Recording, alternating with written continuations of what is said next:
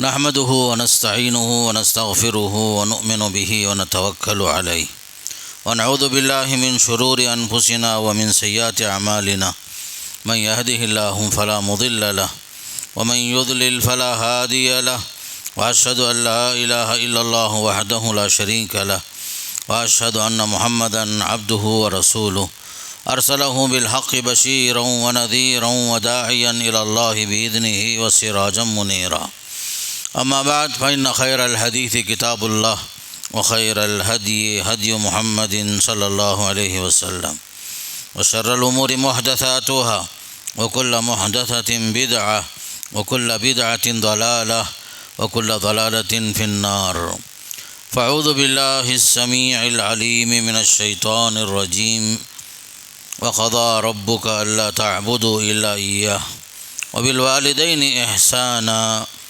إما يبلغن عندك الكبر أحدهما أو كلاهما فلا تقل لهما أف ولا تنهرهما وقل لهما قولا كريما.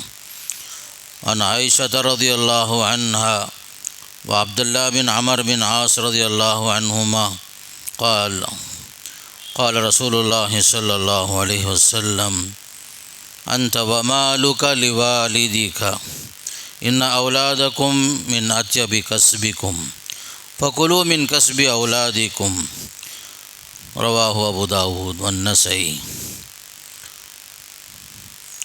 تمام تعریفیں اس اللہ کے لیے جس نے قرآن مجید نازل فرما کر اپنی بندگی کے ساتھ ساتھ اپنے والدین کے ساتھ حسن سلوک کا حکم دیا. درود و سلام ہو اللہ کے نبی صلی اللہ علیہ وسلم پر، آپ کے صحابہ کرام، تابعین اور تبع تابعین سے اللہ راضی ہو.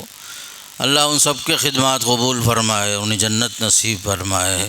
انہی کی طرح ہمیں بھی اخلاص کے ساتھ، للہیت کے ساتھ، اس کی رضامندی کے لیے جینے اور مرنے کے اللہ توفیق نصیب فرمائے. محترم حضرات، خطبہ مسنونہ کے بعد سورہ بنی اسرائیل کی ایک آیت، صحیح ابو داود کی ایک روایت آپ کے سامنے رکھا. اللہ کا پیغام یہ ہے، تمہارے رب کا یہ تاکیدی حکم ہے، فیصلہ ہے یہ کہ تم صرف اسی کی بندگی کرو اور والدین کے ساتھ اچھا سلوک کرو. ان دونوں میں سے کوئی ایک یا دونوں کے دونوں تمہارے پاس بڑھاپے کی حالت میں پہنچیں تو تمہیں ان دونوں کو اف تک نہ کہو، بیزارگی کا کلمہ تمہاری زبان سے نہ نکلے، اور نہ تم ان کو جھڑکی دو، بلکہ تم ان دونوں سے کریمانہ، شریفانہ، فاضلانہ گفتگو کرو، ان کے ساتھ ادب کے ساتھ بات کرو. اور حدیث میں آتا ہے، حضرت عائشہ صدیقہ رضی اللہ عنہا اور حضرت عبداللہ بن عمر دونوں کی تقریباً روایت یہی ہے، انت ومالک لوالدک کا فرمایا کہ تم اور تمہارا مال تمہارے والد کا حق ہے، اور تمہاری اولاد تمہاری کمائی میں سے بہترین کمائی ہے، بس تم لوگ اپنے اولاد کی کمائی کو کھاؤ. قرآن اور حدیث سے معلوم ہوتا ہے، اللہ کی بندگی کے حکم کے بعد، توحید کے بعد، اللہ تعالیٰ کا حق ادا کرنے کے بعد، انسانوں میں سب سے زیادہ جو ہے ماں باپ کا حق قرآن میں اور حدیث میں بار بار بیان فرمایا، بڑی تاکید کے انداز سے فرمایا. اس لیے کہ اولاد پر کچھ ذمہ داریاں ہیں، عام طور پر اولاد سے کوتاہی ہوتی ہے، اسی لیے اللہ تعالیٰ نے وبالوالدین احسانہ کہ رب کی بندگی کے بعد ماں باپ کے ساتھ اچھا سلوک کرو یہ فرمایا. اور یہ بھی فرمایا، دیکھو بڑھاپے کے حالت میں کبھی ہو سکتا کہ دونوں تمہارے پاس موجود ہوں، ماں باپ یا کوئی ایک موجود ہو، تو سمجھو کہ یہ اللہ کی طرف سے ایک انعام ہے، احسان ہے. بڑھاپے کی وجہ سے کبھی ان سے کوئی ایسی بات اگر زبان سے نکل بھی جائے، کوئی ایسی حرکت جو تمہیں پسند بھی نہ آئے، اس کے باوجود تم انہیں اف تک نہ کہو، نہ جھڑکی دینا، ادب کے ساتھ پیش آنا، احترام کے ساتھ پیش آنا۔ تمہاری حالت ایسی ہونی ہے جیسے مفسرین نے لکھا ہے، ایک خطا کار غلام اپنے آقا کے سامنے جس طرح ڈرتے ڈرتے بات کرتا ہے، ادب کے ساتھ احترام کے ساتھ بات کرتا ہے، اس انداز سے بات کرو، خطا کار غلام کی طرح۔ پھر یہ بھی مفسرین نے لکھا ہے، امام بغوی کہتے ہیں کہ تمہاری زندگی میں ماں باپ کے لیے کراہت کا کوئی لفظ نہ چہرے سے ظاہر ہو نہ تمہاری حرکت سے ظاہر ہو، اسی طریقے سے جس طرح تمہارے بچپن میں تمہارے ماں باپ نے تمہارے پیشاب پاخانے کو صاف کیا، کبھی کراہت محسوس نہیں کیے، 100 بار پیشاب کیے، کبھی ماں باپ اس چیز کو برا نہیں محسوس کیے۔ تو اسی طریقے سے تمہاری زندگی میں تم جوان ہو گئے اور ماں باپ بوڑھے ہو گئے، تو ان کے ساتھ کبھی اف تک نہیں بولنا، کراہت کا لفظ زبان سے ظاہر نہیں ہونا، تمہارے حرکات سے تمہارے سکنات سے کبھی ایسا ظاہر نہیں ہونا۔ یہ احترام کی آخری حد ہے، وَقُل لَّهُمَا قَوْلًا كَرِيمًا، ادب کے ساتھ پیش آؤ، احترام کے ساتھ پیش آؤ۔ جو ذمہ داریوں میں اولاد پر جو اہم ذمہ داری ہے، ایک تو یہ ہے کہ احسان کرنا۔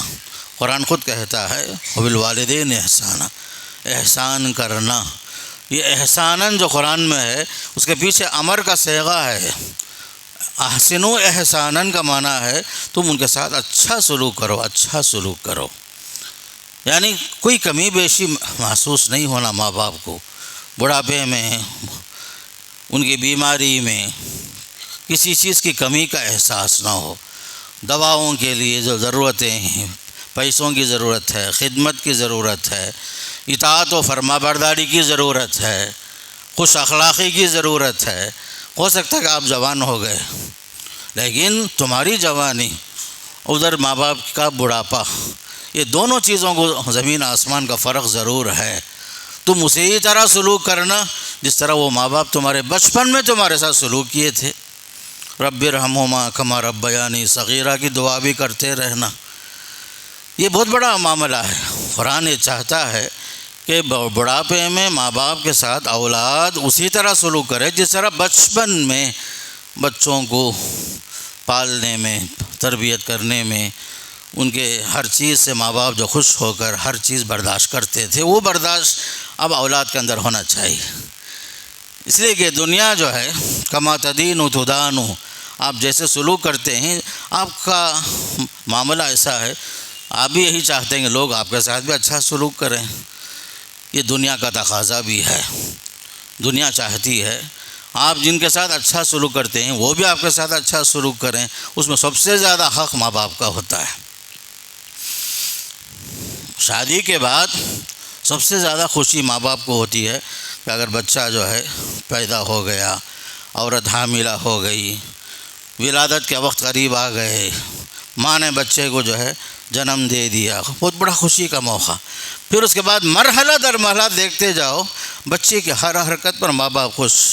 چند دنوں میں بچہ دیکھنا شروع کیا، ہنسنا شروع کیا، ذرا ایک لفظ بولنا شروع کیا، ماں باپ بہت خوش ہوتے ہیں۔ آپ کو معلوم ہے آپ کے گھروں میں بچے ہیں، یہی حالت ہم پر گزری ہے۔ ہمارا بیٹھنا یہ خود ماں باپ کے لیے بہت بڑی خوشی۔ بچہ بیٹھ گیا، بچہ بیٹھ گیا، بچہ رینگ رہا ہے، بچہ چل رہا ہے۔ ہر ادا جو ماں باپ کو خوش کرتی تھی، ہمارے بچپن کی ہر چیز یاد کر لو۔ کتنے جو ہے موسم سرما گرما کتنی تکلیفیں گزری ہیں، سب تکلیفوں کو ماں باپ نے خوشی خوشی برداشت کیا۔ اس میں سب سے زیادہ جو ہے جو ایک طرف ماں کا احسان ہے بہت بڑا، قرآن اس کی عزت کا حکم دیتا ہے، حدیث میں بھی ہے، تو اس سے زیادہ دیکھیے ماں نے 9 مہینہ بچے کو ماں اپنے پیٹ میں رکھا، جنم دیا، ایک بہت بڑی تکلیف سے گزری، موت اور حیات کے مرحلے سے عورت گزری، کبھی عورت شہید بھی ہو جاتی اس راستے میں۔ اس کے بعد کا جو مرحلہ ہے، پوری زندگی باپ کا مرحلہ شروع ہوتا ہے۔ ماں نے صرف 9 مہینہ پیٹ میں رکھا، پھر اس کے بعد کے مراحل میں باپ کا احسانات شروع ہوتے ہیں۔ بچے کو اٹھانا، بچے کے لیے بھاگنا، دوڑنا، محنت کرنا، مزدوری کرنا، نوکری کرنا، نوکری میں ہزار باتیں سننا، ذلتیں برداشت کرنا، یہ سب باپ تنہا برداشت کرتا ہے۔ یہ سب چیزیں عورت کو نہیں معلوم۔ بچے کو ماں پیٹ میں رکھتی ہے اور جنم دیتی ہے، پھر اس کے بعد باپ جو ہے کندھے سے اوپر اٹھاتا ہے بچے کو، دنیا دکھاتا ہے باپ اسے، اور اپنی ساری خواہشات کو چھوڑ کر باپ بچے کی خاطر پوری زندگی قربانیاں دیتا ہے۔ سمجھو کہ ایک طرف سے باپ قربانی کا بکرا بنتا ہے بچوں کی خاطر۔ یہ مرحلہ ہر چیز میں دیکھتے جاؤ، اپنی ضرورتیں ماں باپ کم کر لیتے ہیں بچوں کی خاطر، بچوں کی اسکول فیس، بچوں کے کالج فیس، بچوں کے لیے عید کے کپڑے، بچوں کے لیے اچھا کپڑا، ہر چیز میں قربانیاں اور خاص کر باپ، اس کا احسان ہم کبھی ادا نہیں کر سکتے جس طرح ماں کا احسان ہے، ماں کا احسان اس سے بڑھ کر باپ کا احسان۔ اسی لیے تو حدیث میں آیا رضا الرب فی رضا الوالد، باپ کی رضامندی، اللہ کی رضامندی باپ کی رضامندی میں ہے۔ اللہ خوش ہوتا ہے باپ کے خوش ہونے سے، باپ ناراض ہے اللہ ناراض ہو جاتا ہے۔ یاد رکھیے یہ سب چیزیں بہت اہم ہیں، اس لیے بتا رہا ہوں کہ ذمہ داریاں بہت اہم ہیں۔ اولاد ماں باپ کے احسانات کو آپ فراموش نہیں کر سکتے، احسانات کو بھلا نہیں سکتے۔ خاص کر جوانی میں جب اولاد ہوتی ہے تو بات کی تمیز بھی نہیں ہوتی بچوں میں، خاص کر ماں باپ کے ساتھ جھڑکی دینا، بات کرنے کا سلیقہ ادب کا ہونا چاہیے۔ قرآن سکھاتا ہے قل لہما قولا کریما، شریفانہ گفتگو کرو، ادب کے ساتھ بات کرو، احترام کے ساتھ بات کرو، ان کو ٹھیس نہ پہنچانا۔ یہاں تک کہ بنو سلمہ کے ایک صحابی آئے، اگر پوچھے یا رسول اللہ صلی اللہ علیہ وسلم هل بقي من بر ابوي بعد موتهما شيء، میرے ماں باپ کا انتقال ہو گیا، کیا ان کے وفات کے بعد بھی کچھ حق باقی ہے کیا میرے اوپر؟ اللہ کے نبی صلی اللہ علیہ وسلم فرمایا نعم، ہاں ہے۔ فرمایا الصلاۃ علیہما والاستغفار لہما وانفاذ عہدہما واکرام صدیقہما والعہد التی وانفاذ عہدہما والصلۃ التی لا توصل الا بہما۔ 5 حق آپ نے بتائے گرچہ ماں باپ کا انتقال ہو گیا۔ فرمایا الصلاۃ علیہما، زندگی بھر دعا کرتے رہنا، ماں باپ کے حق میں دعا کرتے رہو، کبھی نہیں بھولنا۔ دوسری بات ان کے حق میں استغفار کرو، رب اغفر لی ولوالدی وللمؤمنین یوم یقوم الحساب۔ تیسری بات وانفاذ عہدہما عہودہما، ان کے وعدے ہیں اسے پورا کرو، کچھ وعدے کر کے گئے ہیں بیچارے پورا نہیں کر سکے، آپ کے بچے ہونے کا حق ہے، ان کے حق میں ان کے وعدے پورے کرو، جو وعدے کرے ہیں کسی کے ساتھ نبھا نہیں سکے وہ حق ہے آپ پر۔ انفاذ عہودہما، ماں باپ کے وعدوں کو پورا کرو۔ چوتھا حق آپ نے فرمایا اکرام الصدیقہما، ماں باپ کے جو دوست و احباب تو ان کی زندگی میں تھے ان کا احترام کرو، ان کی عزت کرو۔ اچھے دوست و احباب ماں باپ کے تھے، ذرا جا کر کے ان سے ملو، آپ کو پرانی باتیں یاد دلائیں گے وہ لوگ۔ اس کے پیچھے یہ راز ہے کہ دوست و احباب جو ہوتے ہیں ماں باپ کے، ان کو معلوم ہے ان کی زندگیاں کیسے گزری ہیں، آپ چھوٹے تھے آپ کو نہیں معلوم۔ اسی لیے قرآن کہتا ہے ماں باپ کے احترام کے علاوہ ان کے دوست و احباب کا احترام بھی کرو، ان کے ساتھ ملو جلو، ملنے جلنے سے ساری باتیں معلوم ہوں گی۔ اور آخری بات آپ نے فرمائی والصلہ التی لا توصل الا بہما، کہا وہ رشتے جو ماں باپ سے قائم تھے اس رشتے کو باقی رکھو، یہ بیکار بات مت بولو بڑے لوگاں تھے رشتہ باقی تھا، بڑے چلے گئے رشتہ بھی کمزور پڑ گیا، ایسا نہیں بولو۔ ماں باپ کا حق ہے یہ بھی، ان کی وفات کے بعد ان کے رشتے کو پکڑ کے رکھو، قریب کا رشتہ دور کا رشتہ، جو رشتے تھے ماں باپ کے خاندان کے۔ اسلام یہ چاہتا ہے ہمارے خاندانوں میں الفت محبت رشتہ داریاں باقی رکھیں، ماں باپ کے رشتے ان کے چچا کے بیٹے، ان کے ماموں کے بیٹے، ان کے خالائیں، ان کے بھی جو بھی قریبی رشتہ دار، دور کے رشتہ دار، اچھے برے میں یاد کرنا۔ فرمایا وہ رشتے جو قائم تھے ماں باپ سے، وہ رشتے کو باقاعدہ جوڑتے رہو فرمایا۔ یہ ہے خاص کر اولاد کی ذمہ داریوں میں یہ بھی ایک اہم ذمہ داری ہے، احسان کرنا، ماں باپ پر اچھا سلوک کرنا، اطاعت کرنا، فرمانبرداری کرنا، انہیں خوش رکھنا اور ان پر خرچ کرنا۔ ماں باپ پر خرچ کو کبھی بوجھ نہیں سمجھنا۔ ماں باپ پر خرچ کرنا، اللہ نہ کرے بھائی، عام طور پر 50 کے بعد آدمی بیمار ہو جاتا ہے، انسان کے اعضاء کمزور پڑ جاتے، بیماریاں گھیر لیتی، دواؤں کا سلسلہ چلتا ہے، ہزاروں خرچے آ جاتے۔ اولاد جو ہے کبھی یہ نہیں دیکھنا کہ ماں باپ میں ہی کیوں خرچ کروں، نہیں، آگے بڑھ کر خوشی کے ساتھ خرچ کرنا۔ اللہ جو بھی دیا انہی کی وجہ سے دیا، آج ہے ہمارے پاس انہی کی وجہ سے ہے۔ اس میں فرق نہیں کرنا، میرا بھائی کرے، میری بہن کرے، فلاں کرے۔ ہاں میں ایک بات یہ بھی بتا دیتا ہوں، جو بچیاں ہیں ہمارے شادی سے پہلے تک ماں باپ کی خدمت کرتی ہیں، شادی کے بعد ان کے شوہر کی اطاعت ان پر واجب ہو جاتی ہے، ماں باپ کی خدمت کر نہیں سکتی بیچاری، الا کہ شوہر اجازت دے کر بھیجے۔ اگر وہ صاحب حیثیت ہے، مالی اعتبار سے ماں باپ کا تعاون کر سکتی ہے تو ضرور کرے۔ ایسا نہیں کہ ہر معاملہ میرے بھائی کے اوپر ہے، نہیں، اللہ نے اگر آپ کو صاحب حیثیت بنایا ہے، دولت آپ کے پاس، بیٹی ہونے کی حیثیت سے آپ کا بھی کچھ حق ہے۔ اگر آپ شوہر کو خوش کر کے اپنے ماں باپ کی اطاعت کے لیے، فرمانبرداری کے لیے، خدمت کے لیے حاضر ہوتی ہیں تو اچھی چیز ہے، ورنہ بیٹے پر ذمہ داریاں ہیں بہت، یہی چیز یاد رکھنے کی ہے۔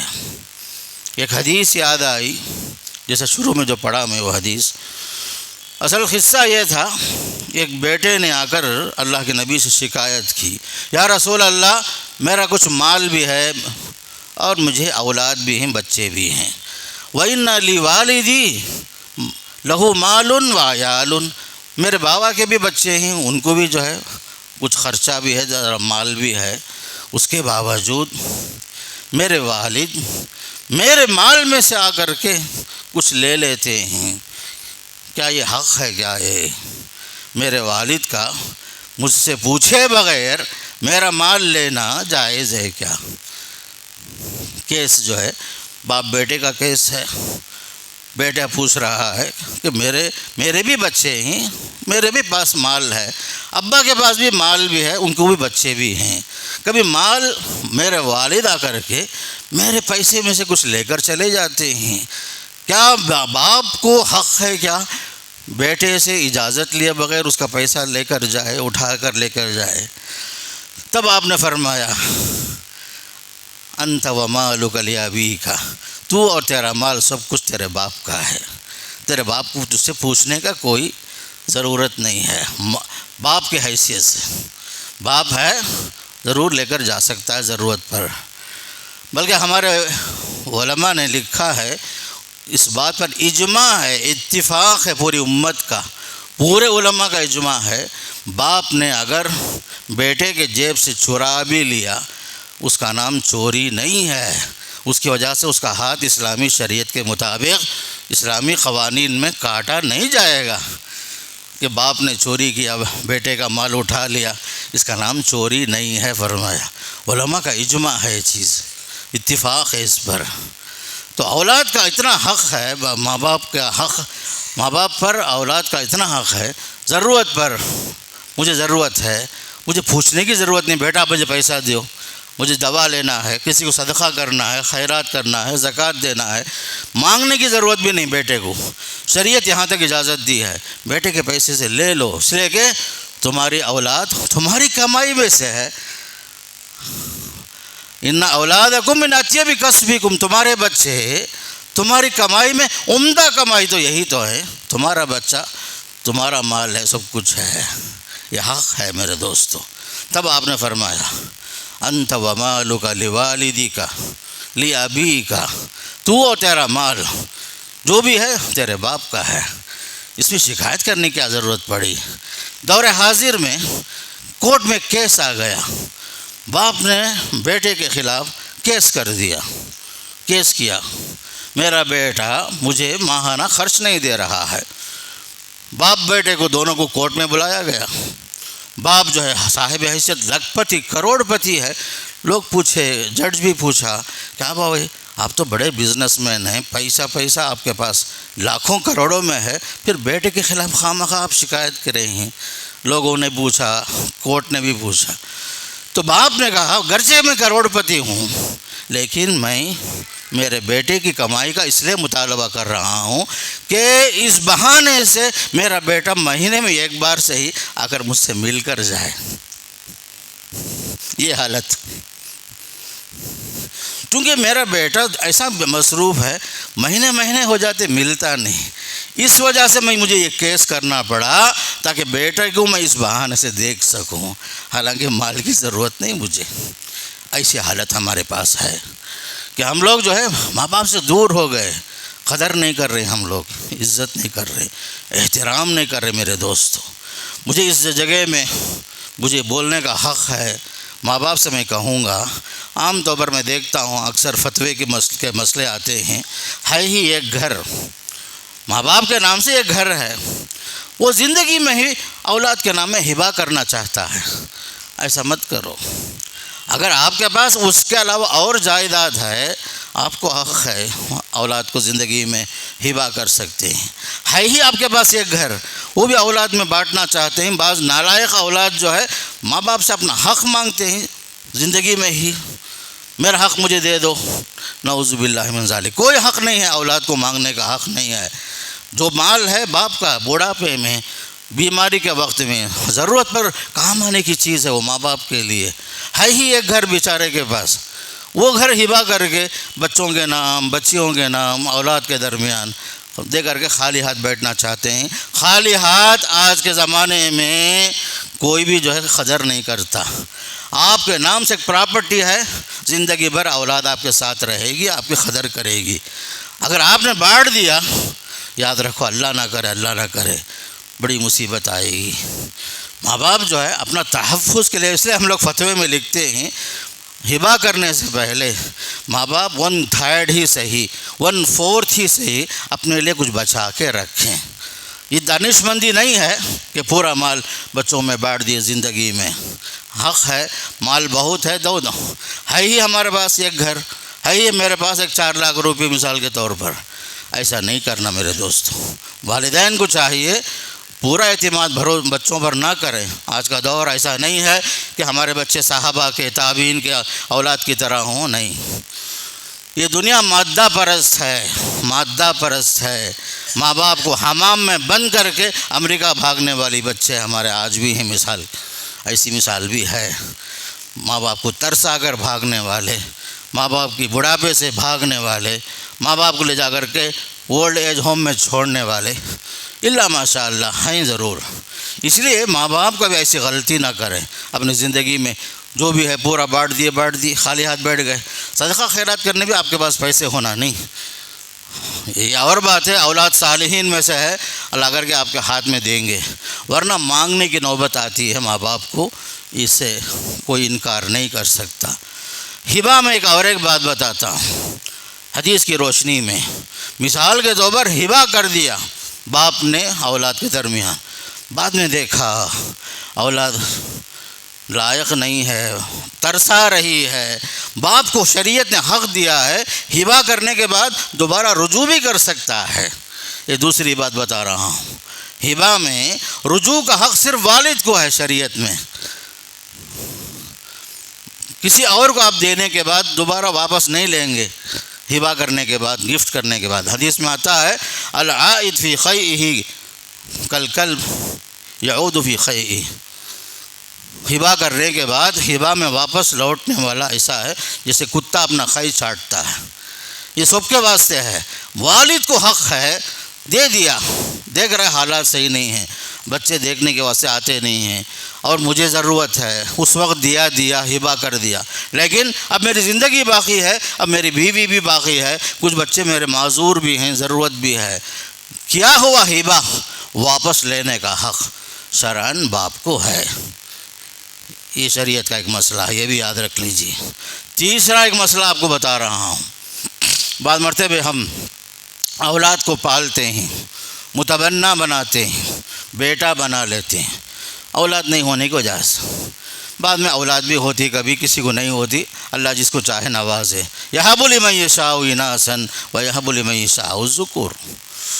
لیکن ایک غلطی ہم سے یہ ہوتی ہے کہ لے پالک جو بیٹا ہوتا ہے محبت ہزار صحیح، پورا مال اسی کے نام پہ کر دیے، یہ جائز نہیں ہے۔ آپ کے اور بھی وارثین ہیں، آپ کے وارثین میں اولاد اگر نہیں ہے، بھائی موجود ہے، بہنیں موجود ہیں، بھائی کے بچے موجود ہیں، چچا موجود ہے، عصبات موجود ہیں، آپ کی نیت یہ خراب ہوتی ہے کسی کو نہیں پہنچنا، اب پھر پوری محبت کیا کرتے ہیں آپ متبنہ کے نام سے لکھ دیتے ہیں تاکہ دوسرا کوئی وارث نہ ہو۔ یاد رکھو دینے والا اللہ ہے، آپ کی نیت کی خرابی کی وجہ سے اللہ جو ہے آپ کی نیتوں کی وجہ سے برکت چھین لے گا۔ وارثین کو باقی رکھ کر جاؤ۔ حدیث میں آتا ہے الحق الفرائض باہلیها فما بقي فهو لاولی رجل ذکر۔ حق وراثت جو ہے اس کے وارثین کو پہنچاؤ باقاعدہ، ڈنڈی مارنے کی کوشش مت کرو۔ وراثت کا جو حق ہے زمین پر تقسیم نہیں ہوا، نہ نبی نے تقسیم کیا، یہ تقسیم اللہ نے کیا ہے، اللہ نے تقسیم کر دیا ہے۔ اللہ کی تقسیم میں آپ ڈنڈی مارنا چاہتے ہیں، آپ ایسا مت کرو۔ وارث وارث ہوگا، اگرچہ کہ آپ کو اولاد نہیں ہے، بھائی تو زندہ ہے، بہنیں زندہ ہیں، اور بھی لوگ زندہ ہیں جو وارثین میں عصبات میں آتے ہیں، ان سب کو محروم کرنے کا چکر اگر یہ نیت نہ بھی ہو یہ بھی غلط ہے۔ اس لیے میں بتا رہا ہوں کہ اولاد کے نام سے نہ ہو اولاد، متبنہ کو حقیقی بیٹا بنا لینا۔ بلکہ یہاں تک ہماری عادت بن گئی شادی میں رخے میں جس کا باپ زندہ موجود ہے اس کے باوجود اس کا نام نہیں لکھتے، جو بچہ پال رہا ہے وہ اپنا نام کے ساتھ وہ بچے کا نام لکھتا ہے، حالانکہ اس کا باپ زندہ ہے حقیقی باپ کے ہوتے ہوئے۔ حدیث میں آتا ہے من انتسب الی غیر ابیہ فالجنۃ علیہ حرام، جو اپنے باپ کو چھوڑ کر کسی اور باپ کی طرف منسوب ہو، کسی اور کی طرف منسوب ہو، جنت حرام ہے، جنت حرام ہے۔ میں دیکھتا ہوں بعض مرتبہ رخے میں پڑھا لکھا طبقہ بھی ایسے کرتا ہے، ان پڑھ طبقہ بھی یہی کرتا ہے، جس نے پالا اس کا نام موجود، جو جنا ہے اس کا نام غیر حاضر۔ یہ کیسا اسلام میں ہمارا؟ جنت حرام ہو جاتی بھائی۔ اس لیے لے پالک سے محبت الگ چیز ہے، لیکن وراثت کے معاملے میں ہاں ایک صورت یہ بھی ہے، بعض مرتبہ سمجھو کہ ہم غیر مسلم تھے، اسلام میں آ گئے، باپ مسلمان نہیں ہوا، رام سامی ہے، کپے سامی ہے اس کا نام، ابھی بھی ہزار نام اس کا، رام سامی، کپے سامی، پھر بھی آپ لکھیں گے ہر جگہ میں احمد بن رام سامی، محمد ابن کپے سامی، اس میں کوئی عیب نہیں ہے۔ اسلام مشرک کے ساتھ بھی صلہ رحمی کا حکم دیتا ہے۔ آپ اس جگہ میں جو ہے جس نے پالا اس کا نام نہیں لکھ سکتے آپ، چاہے آپ کا برتھ سرٹیفکیٹ ہو، آدھار ہو، پین کارڈ ہو، کچھ بھی ہو، والد والد ہی ہے، چاہے مسلم ہو یا غیر مسلم۔ شیخ ابن عثیمین رحمۃ اللہ علیہ کا ایک فتویٰ دیکھا، ہمارے گھروں کا قصہ ہے، برابر صحیح بات لکھی ہیں وہ، فتوے میں لکھتے ہیں ہمارے گھروں میں بچے پیدا ہوتے ہیں، نومولود بچے کی ولادت ہوئی، بچے کے لیے ہم تحفہ لا کے رکھتے ہیں، کوئی پیسہ رکھتا ہے، کوئی سونے کی شکل میں کچھ بھی رکھے، وہ جو تحفہ ہے مولود کے لیے وہ ماں کا نہیں ہے، وہ باپ کا حق ہے۔ وہ انت ومالک لابیک کے تحت شیخ ابن عثیمین رحمۃ اللہ علیہ لکھتے ہیں نو مولود کے لیے جو تحفے جمع ہوتے ہیں عورتوں کے پاس، وہ منمانی طور پر تصرف نہ کریں، شوہر کی اجازت سے خرچ کریں، اس لیے کہ اس نو مولود کا جو بھی ہے کس کا ہے؟ باپ کا ہے، اس کے والد کا ہے۔ وہ یہ بات مجھے بہت پسند آئی، اس لیے کہ وہ نو مولود وعلی المولود لہ رزقہن وکسوتہن بالمعروف، اس لیے کہ یہ بچہ جو کس کا ہے؟ باپ کا ہے، اس کے پورے اخراجات کون اٹھا رہا ہے؟ باپ اٹھا رہا ہے۔ عام طور پر عورتیں کبھی چھپا بھی دیتی ہیں، پورا حساب نہیں بتاتی، مثال کے طور پر غلط ہے، باپ کا ہے وہ۔ یہاں تک کہ مولود کا جو تحفہ، چاہے بیٹا ہو یا بیٹی ہو، یہ سب چیزیں یاد رکھو۔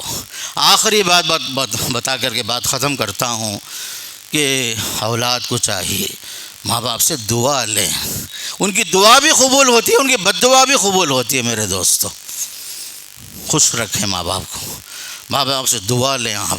میں نے دیکھا بعض بزرگ حضرات بھی ہیں، ان کی عمر بھی اچھی خاصی ہے، ماں باپ بھی بزرگ ہیں، اس کے باوجود خدمت کر رہے ہیں۔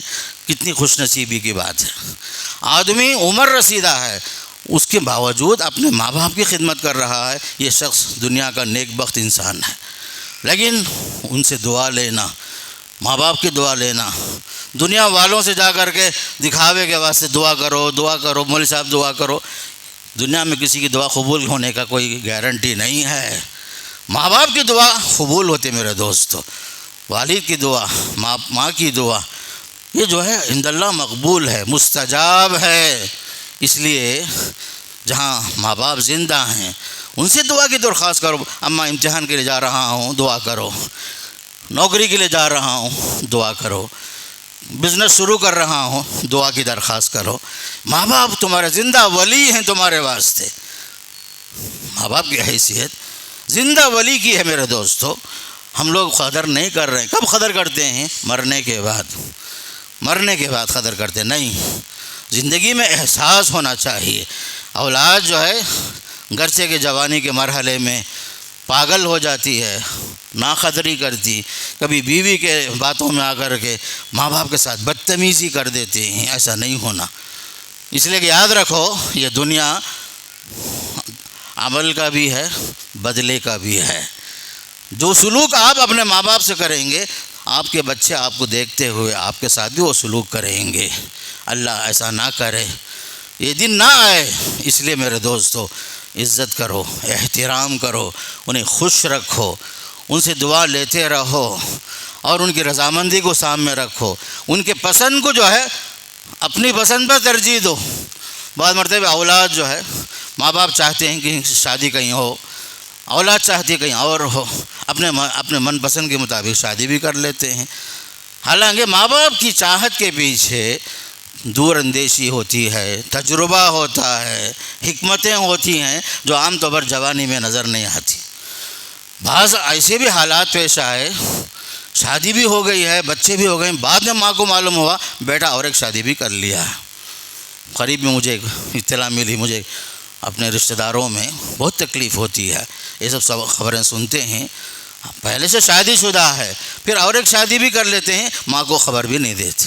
ہم لوگ، ہماری اولاد کا یہ حال ہے، جوانوں کا حال یہ ہے، بہت برا حال ہے۔ شادی کرو، اسلام اجازت دیتا ہے، لیکن کچھ آداب بھی ہیں، کچھ اصول بھی ہیں، کچھ احترام بھی ہیں، بڑوں کی قدر بھی ہے۔ ان کے علم کے بغیر بچے ہونے کے بعد میں آ کے خبر دیں میں شادی کر لیا، اس سے بچے بھی ہیں، یہ کون سی اخلاق ہے؟ یہ اخلاق جو ہے اسلامی اخلاق نہیں ہے۔ یورپی تہذیب ممکن ہے یہ، لیکن اسلامی اخلاق نہیں ہے میرے دوستو۔ یہ سب چیزوں کو دیکھنے کے بعد، سننے کے بعد، محض عبرت کے لیے دو چار باتیں آپ کے سامنے رکھنے کی کوشش کیا۔ میں اللہ سے دعا بھی کرتا ہوں، اللہ مجھے بھی اور آپ کو بھی اور ہمارے نوجوانوں کو بھی، ہمارے ماں باپ کو بھی، اللہ ان سب کو جو ہے نیک عمل کی توفیق نصیب فرمائے، اسلام پر چلنے، جینے، مرنے کی اللہ توفیق نصیب فرمائے۔ اللہ جب تک رکھے دین اور ایمان کے ساتھ ساتھ ہم سب کی حفاظت فرمائے۔ وصلی اللہ علی نبینا محمد والحمد للہ رب العالمین۔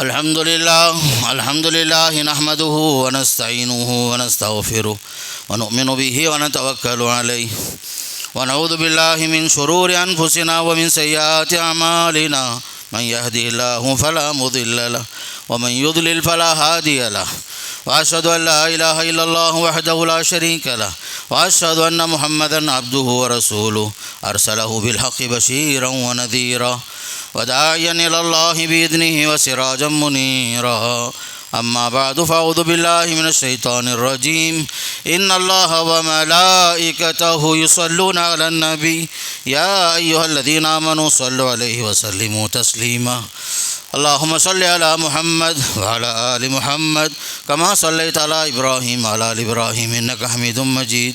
اللهم بارك على محمد وعلى آل محمد كما باركت على إبراهيم وعلى آل إبراهيم إنك حميد مجيد. اللهم اعز الإسلام والمسلمين وخذل الكفرة والمشركين ودمر أعداءك أعداء الدين. اللهم انصر من نصر الدين. ربنا آتنا في الدنيا حسنة وفي الآخرة حسنة وقنا عذاب النار. ربنا ظلمنا أنفسنا وإن لم تغفر لنا وترحمنا لنكونن من الخاسرين. رب ارحمهما كما ربياني صغيرا. رب ارحمهما كما ربياني صغيرا. ربنا هب لنا من أزواجنا وذرياتنا قرة أعين واجعلنا للمتقين إماما. عباد الله اذكروا الله يذكركم وادعوه يستجب لكم ولذكر الله تعالى أكبر والله يعلم ما تصنعون.